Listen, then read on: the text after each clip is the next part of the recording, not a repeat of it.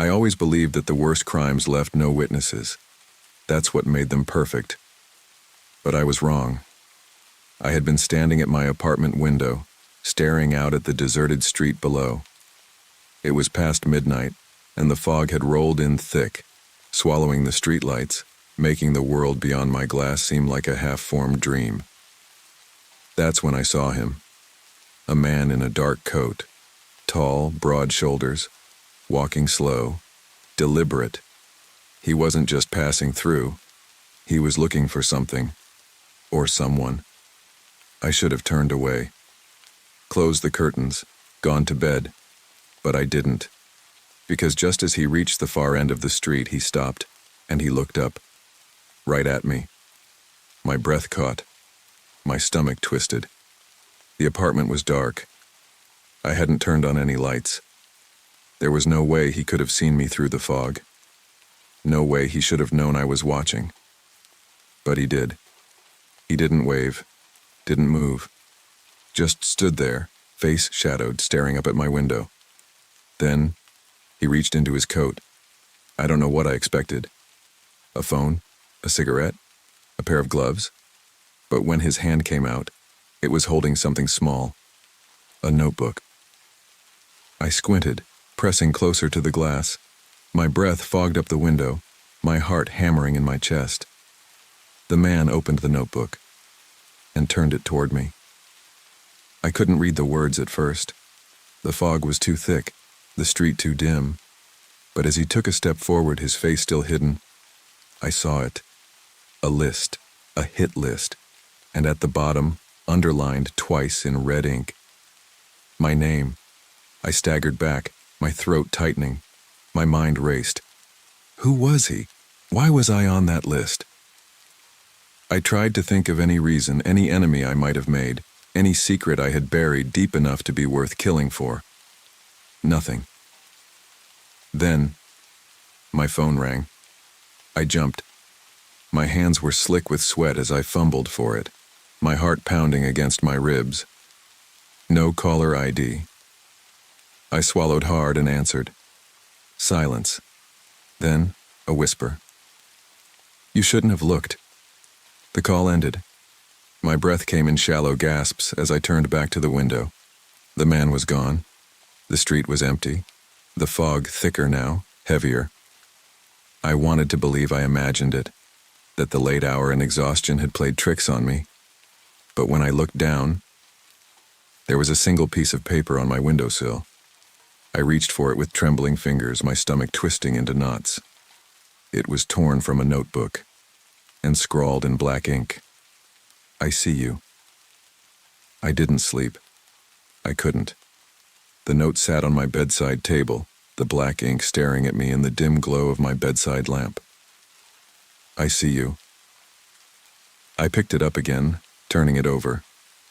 The paper was slightly damp, like it had absorbed the fog from outside. The edges were torn, uneven, as if it had been ripped hastily from a notebook. The man had been real. The list had been real. And my name had been on it. I checked the locks on my door twice, then again for good measure. Deadbolt secure, chain latched, but it didn't make me feel safer. I had seen that man vanish into the fog like a shadow. Locks wouldn't stop someone like him. I needed answers. By 6 a.m. I gave up on sleep and made coffee, my hands shaking as I scrolled through news reports on my phone. No murders, no missing persons, no indication that anyone else on that list had been targeted. Then again, I didn't know who else was on that list. I squeezed my eyes shut, trying to picture the names. My own had been at the bottom, underlined. But above it, 5 others. The only name I could remember clearly was Michael Caine. Not the actor. The name had been scribbled differently, messier. I hesitated for half a second, then typed it into a search engine. The first result made my stomach drop. Michael Caine, 42, found dead in his home last night. Authorities suspect a targeted attack. No suspects identified. My throat went dry. This wasn't random. The list was real, and it wasn't just a threat. Someone was crossing off the names. I set my coffee down, suddenly nauseous. I had two choices: ignore it, pretend I never saw that man, or try to stop whatever was happening.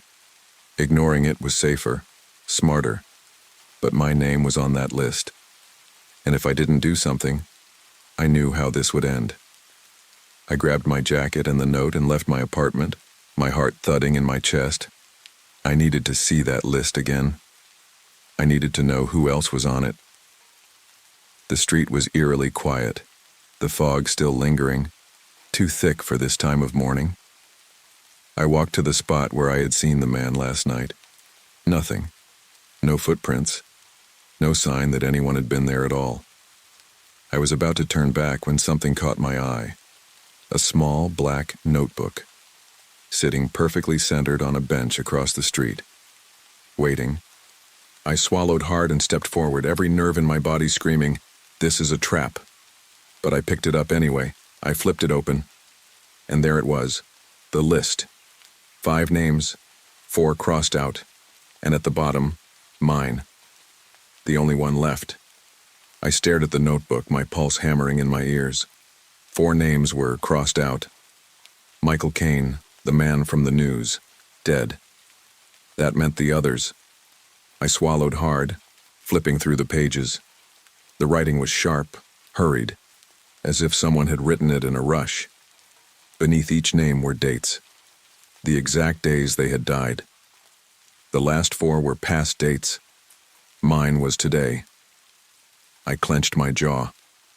Someone wanted me dead. And if they had been following a pattern, they weren't going to wait until nightfall. I scanned the street, my breath coming in quick, shallow bursts. The fog was still too thick. It curled around the lampposts, crept along the pavement like fingers searching for something or someone. Was he watching me now? I turned sharply, my jacket rustling against the cold air. The street was empty, but that didn't mean I was alone. I needed help. Now. I stuffed the notebook inside my coat and hurried toward the nearest cafe. It was small, barely more than a hole in the wall, but it was open, and right now, being around people seemed like my best chance at survival. The bell over the door jingled as I stepped inside. Warm air washed over me, carrying the scent of coffee and burnt toast. A few customers sat hunched over their drinks, lost in their own worlds. The barista barely looked up. I exhaled slowly, trying to steady my hands as I pulled out my phone. 911. My fingers hovered over the call button. I hesitated. What was I going to say? There's a hit list, and I'm on it. They'd think I was paranoid, or lying. I needed proof. I pulled out the notebook and snapped a picture of the list. My fingers were still trembling, but the photo was clear. The names, the dates, my name, all of it was there. I sent it to my friend Ryan. Ryan was an ex-journalist, the kind of guy who had contacts everywhere and never ignored a good mystery. I typed, "Call me ASAP. This is serious." I hit send and took a shaky sip of coffee, barely tasting it. Then my phone buzzed. "Ryan." I answered immediately. "Ryan, you need to get out of there." My blood turned to ice. "What?"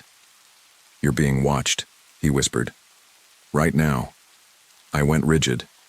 The air in the cafe suddenly felt thick, suffocating. "How do you know that?" I asked, forcing myself not to turn around. Ryan hesitated. Then, in a voice lower than before, he said, "Because someone just sent me a picture." My grip on the phone tightened.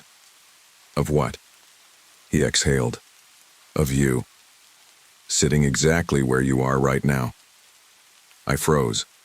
Then, the cafe door creaked open behind me. The cafe door swung open behind me. A gust of cold air rushed in, carrying the damp scent of fog and pavement. My pulse hammered against my ribs as I gripped my phone tighter, every instinct screaming at me not to turn around. But I had to. I forced myself to move, to glance over my shoulder like it was nothing. Just another customer walking in, nothing to be afraid of. But it wasn't just anyone. It was him. The man from last night. The one with the notebook. Same dark coat.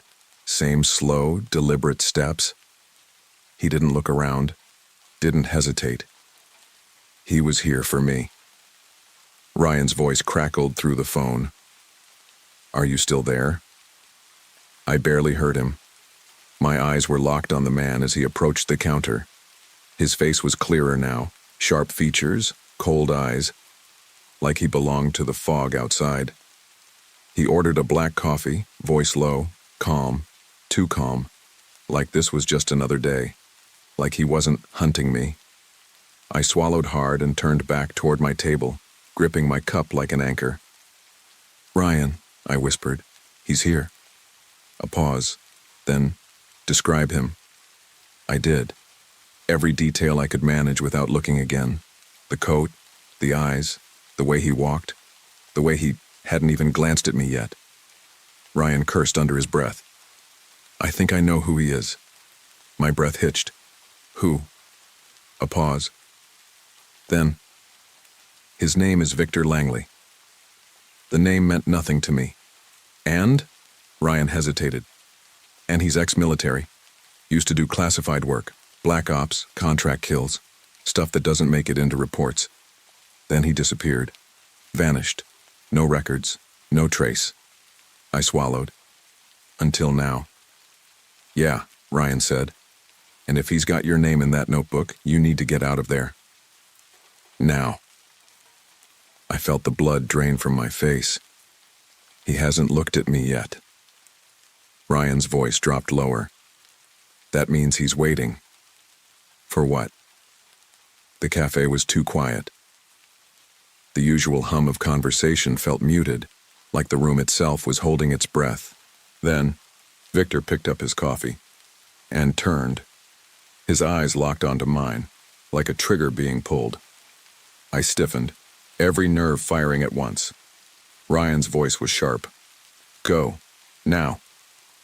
Victor took a slow sip of his coffee, watching me over the rim of his cup. He didn't smile, didn't blink.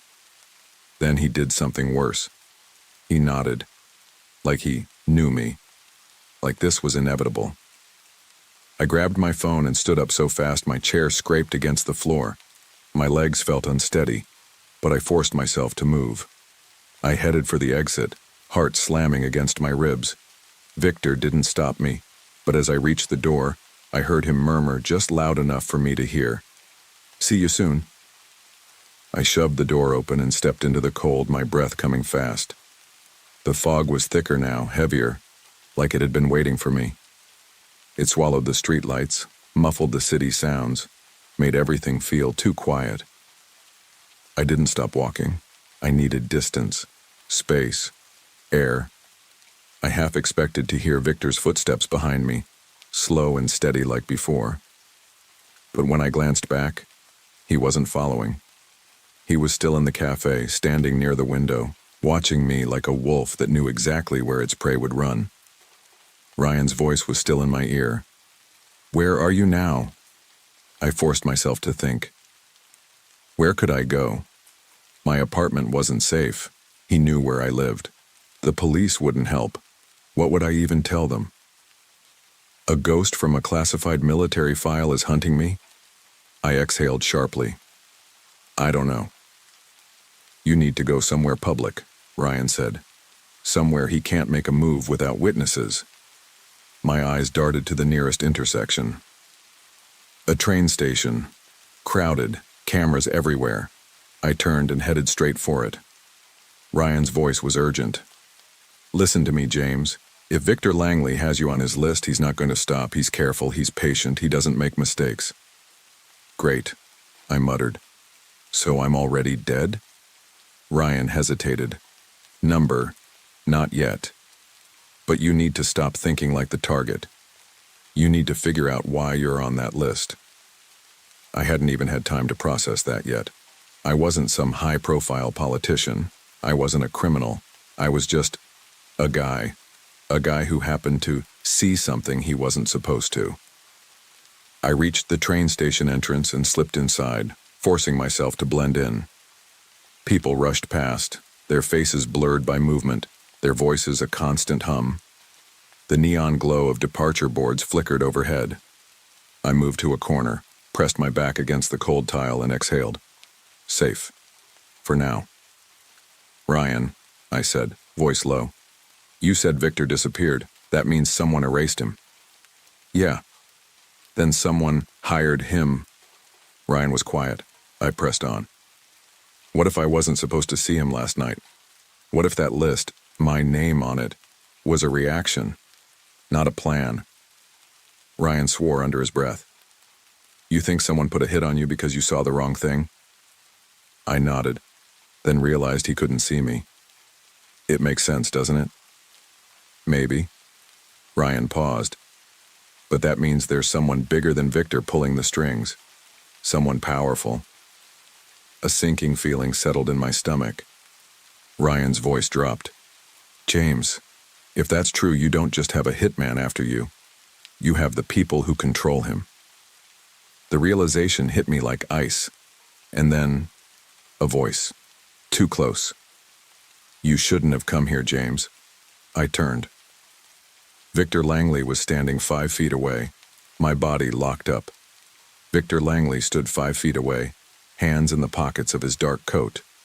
Calm. Like this was just another day for him, another job, another name to cross off a list.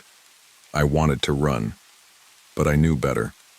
I wasn't faster than him, and if I made a move, if I panicked, he'd finish what he came here to do. I gripped my phone tighter. Ryan was still on the line. Victor's gaze flicked to the device. A small smirk tugged at his lips. He knew. I swallowed hard. Think, James. Think. The station was crowded. People rushed past us in waves, their conversations blending into a steady hum. But no one noticed what was happening. No one noticed that a killer had just walked into their midst.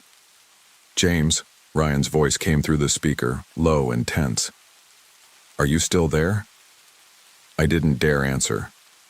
Victor took a slow step forward, not rushing, not threatening, just closing the distance. My breath felt stuck in my throat. Why am I on your list? Victor tilted his head slightly, like he was considering whether to answer. Then he spoke. You already know. His voice was quiet, steady. No emotion. No, I said, trying to keep my voice just as calm. I don't. His smirk faded. Then that's unfortunate. Another step forward. My heartbeat slammed against my ribs. I wasn't stupid. If he was talking to me like this, he wasn't in a rush to kill me. Not yet. That meant I still had a chance. Whatever you think I saw, I said carefully. I won't talk.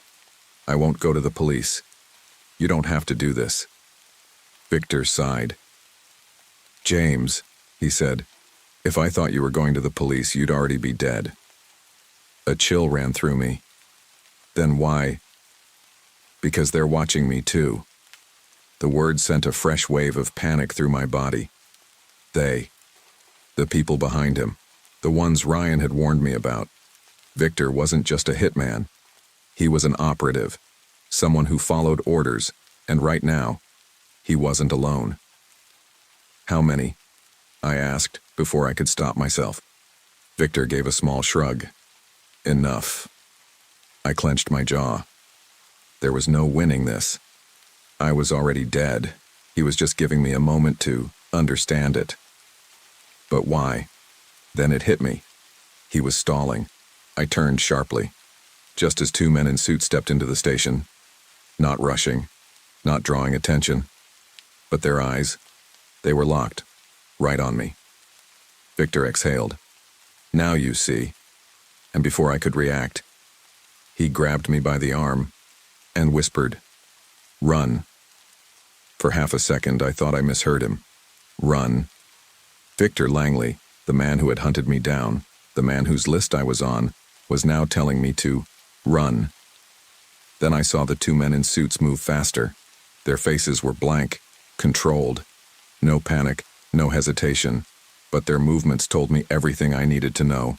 They were coming for me. Not to kill me. To take me. I didn't wait. I tore my arm from Victor's grip and bolted. The train station blurred around me. The overhead speakers crackled with an announcement, but I didn't process the words. All I heard was my heartbeat slamming in my ears. People yelled as I shoved past them, a sea of bodies blocking every escape route. The turnstiles were ahead, too far, too slow. I needed another way out. I vaulted over the ticket counter. The woman behind it shrieked as I landed hard, knocking over a stack of pamphlets. A security guard turned just in time for me to shove past him, ignoring his shouts. I sprinted down the emergency exit hall. Behind me, footsteps. Fast. Controlled. The suits weren't running blindly. They knew this place. They were trained. I burst through a maintenance door and into a narrow service tunnel. Pipes ran along the ceiling, dripping water onto the stained concrete floor. Dim emergency lights flickered overhead. Dead end. A metal security door stood at the far end, locked, no way out. I spun around. Footsteps closing in. Victor was there, just a few feet away. He wasn't running. He didn't need to. He simply stood between me and them. His face was unreadable. Cold, unreadable eyes. "Move," one of the suits ordered. Victor didn't. A beat of silence. Then, he pulled a gun. Not fast, not panicked, just calm, deliberate, like he had already made this choice long before now. I pressed myself against the wall, pulse pounding. What the hell was happening? The suits hesitated, glancing at each other. They hadn't expected this. "Langley," one of them said, his voice low. "Stand down." Victor's grip didn't change. His aim didn't waver. Not today. A second later, he fired. The tunnel exploded with sound. One of the suits dropped, blood splattering against the wall. The second man lunged for cover, drawing a weapon of his own. But Victor was already moving. A second shot. Down. Both of them. I couldn't breathe. Victor turned to me, his expression still unreadable. "You want to live?" I barely nodded. He grabbed my jacket, pulled me toward the door, the one I thought was locked. He shoved it open, and together, we ran. We ran. The cold night air hit me like a slap as we burst through the metal door and into a deserted alley behind the train station. My legs felt shaky, my chest tight. But Victor didn't slow down. His grip on my jacket was firm, pulling me forward, forcing me to keep moving. Behind us, sirens wailed in the distance. Not for us. Not yet. But soon. Gunfire in a public station wasn't something that went unnoticed. "Where are we going?" I gasped. Victor didn't answer. He just yanked me toward a side street, ducking into another alley. The city blurred around me, the fog creeping through the streets like it was alive. I should have stopped running. Should have fought. Should have demanded answers. But I didn't, because Victor Langley had just saved my life. And I had no idea why. Finally, after what felt like an eternity, he slowed down. We had cut through several streets, moving through side roads and back alleys until I was completely disoriented. Victor finally released his grip on my jacket, glancing up and down the empty street. "Talk," I managed between heavy breaths. "What the hell is happening?" He sighed, rubbing his temple like he had a headache. "You were never supposed to see that list," he muttered. I stiffened. "But I did." Victor nodded. "And now everything's gone to shit." I swallowed hard. "Those men back there. Who were they?" His expression darkened. "They're part of something bigger. They don't have names. They don't have records. And when they want someone gone, they don't send a warning." "Then why did you?" I demanded. "You were supposed to kill me. You were the last name on that list." He met my eyes. Expression unreadable. "Because I don't take orders anymore." The words sent a cold shiver down my spine. He had turned against them. "You're running too," I realized. "Aren't you?" Victor let out a short breath, half a laugh, but with no humor behind it. We both are now. I shook my head, trying to piece it together. Who put my name on that list? His jaw tightened. I don't know. Bullshit. He turned sharply, his voice low but dangerous. I don't know, but I do know this. Whoever it was, they're powerful, and they don't leave loose ends. My hands curled into fists. So what now? We just keep running? Victor studied me for a moment. Then he reached into his coat and pulled out a small USB drive. He tossed it to me. What's this? I asked. His voice was flat. Proof. I stared at it. Proof of what? Victor's gaze swept the dark street. Then he muttered, If we want to survive, we need to stop running. He turned toward me. We need to go after them first. I stared at the USB drive in my palm like it was a live grenade. This is proof? I asked, my voice hoarse. Proof of what? Victor's gaze was sharp, scanning the street like he expected trouble. Plug it in and find out. I hesitated. If this is so important, why didn't you use it before? Because, he said, voice low. Having proof means nothing if the people chasing you can erase it, and you, before anyone else sees it. A cold weight settled in my stomach. Whoever put my name on that list wasn't just some hitman. This was bigger, darker. I tightened my grip on the USB. We need a safe place to check this. Victor nodded. I know somewhere. He led me through the side streets, keeping to the shadows. My heart pounded the entire time, my mind racing through worst-case scenarios. The suits from the station. Had there been more? Were they already searching for us? We finally reached a run-down motel on the outskirts of the city. The neon sign flickered weakly, buzzing in the damp night air. Victor paid in cash, no ID, no questions, and we slipped inside a room that smelled like mildew and cigarette smoke. I pulled the chair up to the rickety desk and opened my laptop, my fingers trembling slightly as I inserted the USB. A single folder appeared on the screen, labeled with today's date. My breath hitched. Victor crossed his arms. Open it. I clicked. A series of asterisk video files asterisk popped up. No names, just timestamps. I opened the first one. Grainy security footage flickered on the screen. A warehouse, a long metal table, several men in suits sitting around it. No faces visible, just shadows. And then, a voice. The list has been approved. 5 names, no loose ends. I stiffened. That voice. I knew it. I scrubbed the video forward. The camera angle shifted, giving a clearer view of the man speaking. My stomach dropped. It was Richard Cole, my boss, head of the private security firm I had worked for before switching careers. Victor muttered a curse under his breath. He's behind it. The pieces started clicking into place. Cole's company had government contracts, high-level ones. I had left 2 years ago after uncovering something shady, but I had never spoken about it. Never told anyone. But Cole must have thought I would. He had put me on that list. I clenched my fists, rage twisting through me. That son of a bitch. Victor leaned over, clicking to the final file. Watch this. I hit play. Another shadowed figure spoke. And Langley. Does he know? A pause. Then Cole's voice. He'll do the job, and when he's done, we'll take him out too. Victor exhaled sharply.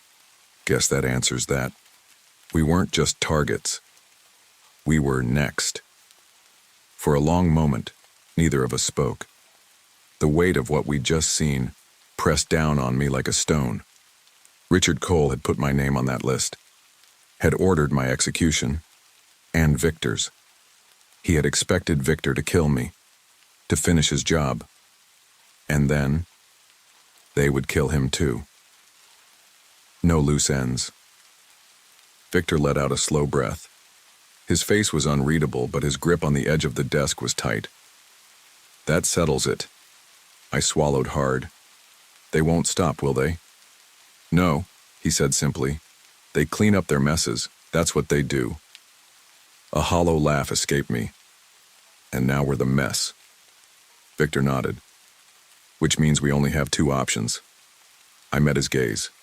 Run. Or burn them first. Silence stretched between us. For hours now, I had been thinking like the prey. Running. Hiding. Looking for a way out. But there wasn't one. Not unless we made it. I turned back to the laptop. We leaked the footage. News outlets, law enforcement, internet forums. Everyone sees it at the same time. They won't be able to cover it up. Victor considered it. It's a start, but it won't stop them. They'll still come for us. I exhaled sharply, my mind racing.